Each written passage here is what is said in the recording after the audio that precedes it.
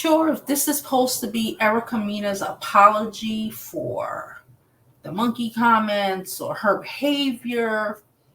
I'm not sure. I only started reading it and I decided to read it with y'all.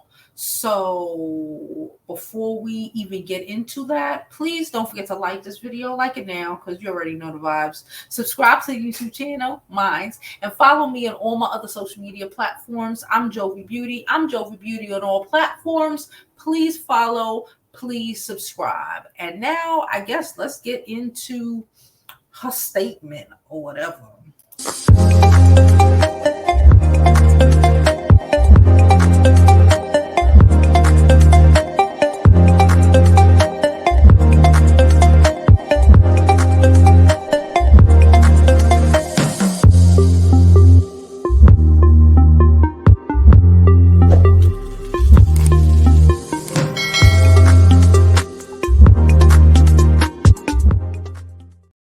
Hey guys, so Erica Mena, if you don't know, she has been cast aside from the Love and Hip Hop franchise and apparently some other reality TV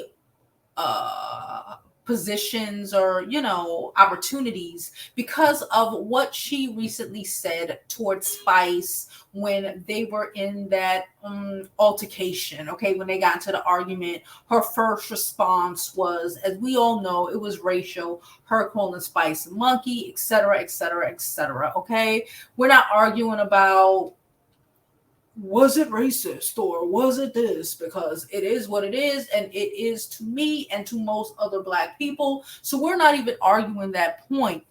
But she recently released a statement. Let me pull the statement up, child. She recently today she released a statement 17 hours or so ago. And I want to read it because I don't know if this is supposed to be an apology, because okay, they had a whole colorism round table right last week on the love, before the Love and Hip Hop finale, I believe. And for she's been battling, right? And I get it, she doesn't want to deal with her being wrong. She doesn't want to be accountable for her behavior. Okay, we comprehend it, we get it. She's been trying to just get hoping that someone would agree with her stupidity. The only people who agree with her stupidity, in my opinion, are stupid people. Okay, but anybody who matters actually to really agree with her opinions. So then she came, and I don't know if she wrote this, I don't know if her publicist wrote this, child, I don't know, but we're gonna read this and see what she had to say with her fake ass apology. Okay, my opinion, I'm sticking to it. She said, to be successful in reality TV, you must kill or be killed. To not get dirty is to get fired. Someone is winning and someone is losing in the zero sum up game where people like myself get rich and the less strategic go broke or get canceled. Okay, I was good at the game. So what does that say about me? I was broke and desperate and wanted it so badly. My one-liners, my bad, can't reach out, and quick wit, crafted and honed from a dysfunctional childhood, often at others' expense, shot me through the ranks of this toxic cesspool. This medium preys on and profits from the emotionally flawed and damaged. People say we signed up for this. I did not know what I signed up for, but would do it again to not be broke and afraid. Does that justify an environment designed to exploit women? Should it create a society at large glorifying women's trashing each other for profit? I want to be something and helped create. I wanted to be something and help create this genre, paving the road for those behind me. Am I biting the hand that fed me? Perhaps, but maybe that hand deserves to be bitten. We have fed the machine ratings, ad dollars, catchphrases, and content. We get filthy and they get filthy rich. First of all, I don't believe that Erica Mena wrote that. Can I just start with that? And I comprehend what it is attempting to say is trying to say, I did what I had to do to get out of the ghetto, to get out of the hood. You got to be real nasty. You got to real dirty. And it caught up to her. right? And I comprehend it, right? Really, really, I do. As a YouTuber, as a content creator, I comprehend that the nastier you can get, the real, the lower, you can go. The more people love drama, people love trash, people love the ghetto-ness of it all. They do. Okay. People really do. And I comprehend that, right? We all comprehend that. But that has nothing to do with the price of tea in China when it comes to throwing racial slurs at people like freaking softballs. Okay. We get it, calling someone a bitch and yelling and screaming and acting like an animal. It worked to get her, or acting like you ain't got the common sense God gave you. I don't want to say acting like an animal, but acting like you don't have the common sense God gave you. Yes, that gets people views. People who are nice and calm and sweet, can't necessarily survive the whole reality TV franchise, right? But like it is and I think she keeps missing this point purposely, and maybe her publicist, whoever wrote this, is also purposely attempting to miss this point. We get all of that. That's why Nene is out here with Bethany trying to have a whole reality TV. I don't know what they're doing, trying to do, have a reality TV shakedown, right?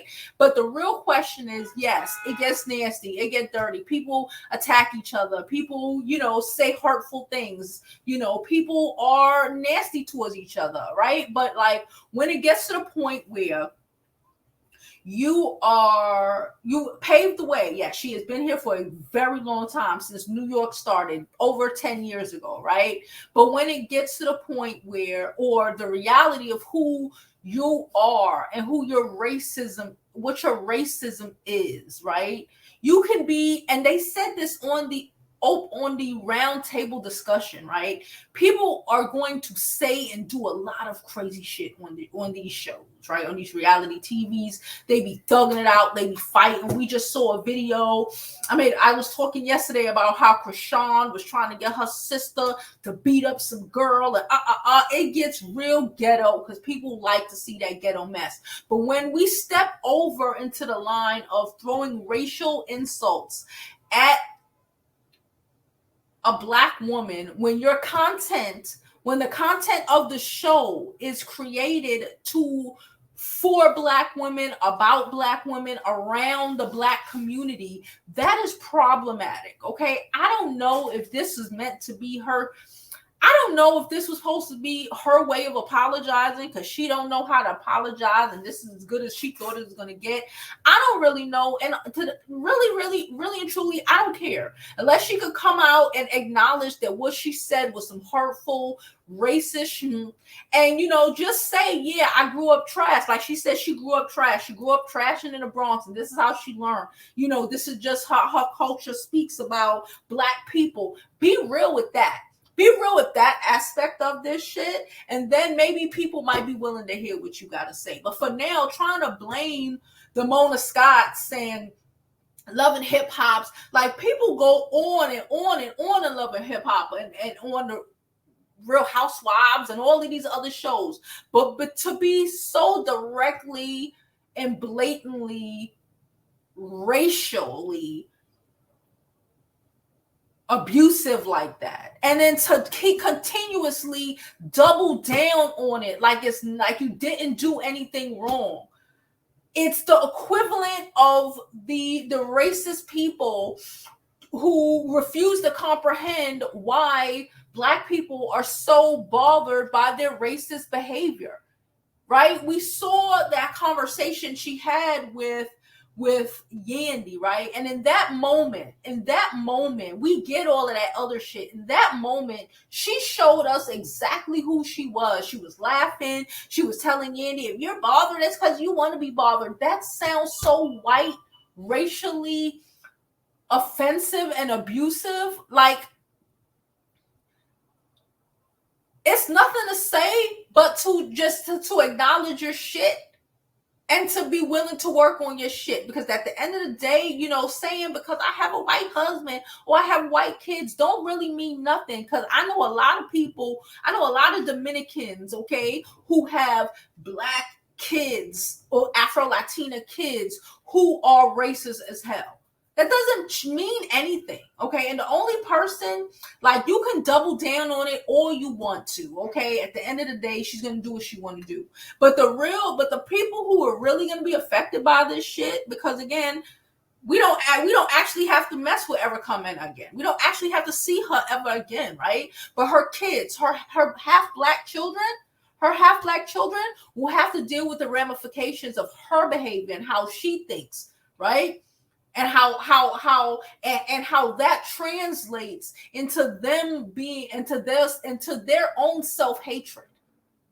I said what I said. Now I'm done. And as always, I hope you live your life like it's golden, because there's no other way to live it.